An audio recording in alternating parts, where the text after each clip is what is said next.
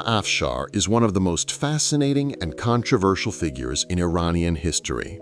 A man who rose from the poverty and insecurity of Khorasan and managed to reunify a country that had completely fallen apart.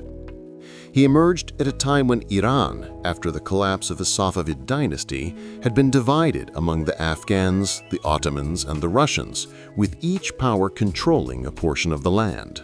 But Nader, with his extraordinary military genius, first defeated the Gilji Afghans, then pushed back the Ottoman forces, and even regained territories that Russia had occupied. Remarkably, not through war, but through negotiation. The most defining moment of his life was his lightning invasion of India and his defeat of the powerful Mughal Empire. This campaign brought enormous treasures back to Iran, including the famous Koh-i-Noor diamond and the Peacock throne, and firmly established Nader Shah's name as one of the greatest military commanders of his era.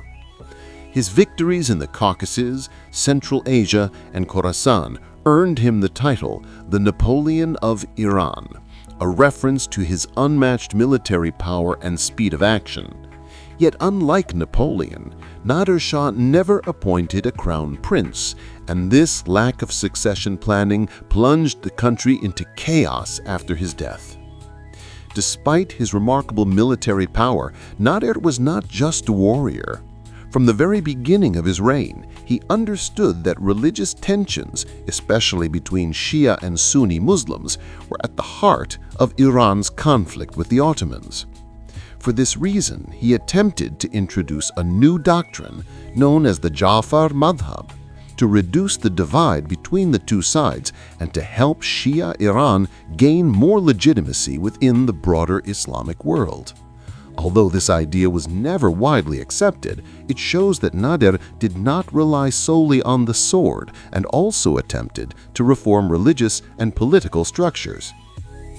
However, the final years of Nader Shah's life were dark and tragic. After decades of war, he became increasingly distrustful, exhausted, and violent. The hardships of military campaigns and constant uprisings made him respond to any kind of opposition with extreme severity.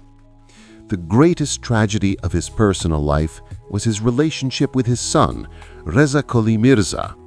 Reza Qoli was a capable and admired commander, but after hearing political rumors and accusations of betrayal, Nader, consumed by suspicion, made the shocking decision to have his son blinded.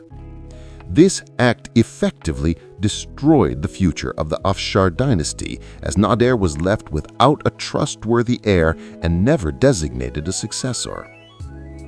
Nader Shah was eventually assassinated in his tent in Khorasan by a group of his closest commanders.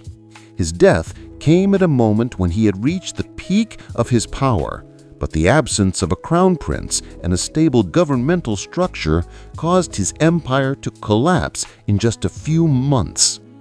What remains of him is a mixture of glory and tragedy.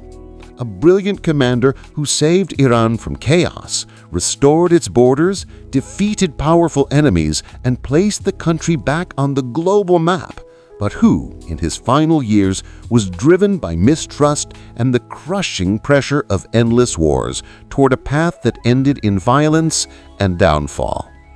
Nader Shah is a figure who cannot be described simply as a hero or a tyrant. He was a man of extraordinary abilities and deeply human weaknesses, a leader who rebuilt Iran but failed to leave behind a stable foundation for the future. It is precisely these contrasts that make him one of the most compelling figures in history to explore.